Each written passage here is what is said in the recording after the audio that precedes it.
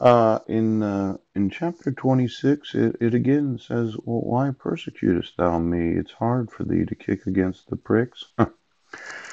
Now, for all of those in law enforcement that said, "Well, we're just going to keep kicking the guy in his fucking dick," I just wanted to make sure that you understand that on my soapbox, right? I'm going to continue to document the crime of issuing court orders where there are no protections of civil rights. Yes, there are no custody rights. Oh, and you're going to have to do what the law requires. Now, I don't know what group of persons are going to decide that you, as law enforcement, are going to enforce the laws. But your whole idea that, well, the dogs are in control and we are going to false imprison American citizens for crimes we know they didn't commit because they weren't in those cities. Yeah. And then we're going to refuse to enforce the custody rights of American citizens. Yes. Because we know that he did not get any notice of court hearings and his wife didn't have to listen to him. Now, this Jesus, yeah, that Paul was persecuting, yeah, he kept putting people in prison because of their belief, of their religion. Yes, yes, yes. Now, it was Jesus said, "But arise and stand upon thy feet, for I have appeared unto thee for this purpose." Now, as I've said, that Jesus never appeared to me, and if he did, I'd ask him to go back to heaven. I don't think any person should actually have a personal experience with the appearance of Jesus. Though I've known a lot of persons that said that they did have that.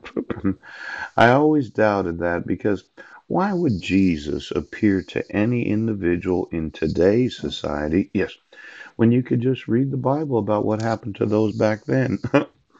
Now, to make thee a minister and a witness both of these things which thou hast seen, and of those things in which I will appear unto thee, delivering thee from the people and from the Gentiles in whom now I send thee. Yeah.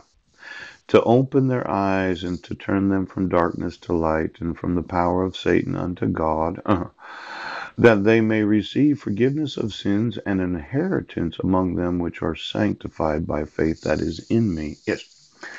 Now I like the concept of sanctification. See, there's this idea of salvation, and some people believe it, some people don't. And then there's this power unto God. Yes, I would say that it's similar to the baptism of the Holy Spirit. And then there's a baptism by fire, and then there's the infilling of the Holy Spirit, and then there's the praying in tongues. Yes, and then there's all that Bible reading for the last 20 years. All those thousands upon thousands of hours of intercession. You know, thinking of my tongue, it could be that some people didn't like listening through my nose. And when I learned about this during the last 7.5 years that you decided to sow into me, yes, I decided to stop praying in tongues. Somebody, yes, did not want to hear tongue talking. Yeah. Now, there are a lot of Pentecostal groups of individuals. In fact, yesterday I was on the Assembly of God website. Pooh! And they do a thorough background check of each and every individual that pays dues to the denomination, yeah, to be able to be a credentialed minister. And then for those that want to go the extra step, yeah, ordained. Now, could you give me the academic records of each and every minister of the Lord and the Assembly of God?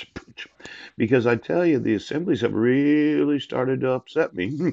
Now, being a graduate, yes, of Northwest University, an Assembly of God private university, where I emailed the president of the university and numerous faculty, yeah, about my false imprisonment. Yes, my son's suffering child abuse and neglect for 7.5 years. I would have thought they would have obligated law enforcement to enforce the civil rights of American citizens, but they didn't. I didn't get any phone calls. So now I'm going to go through the actual institutions of the credentialing of each and every minister of the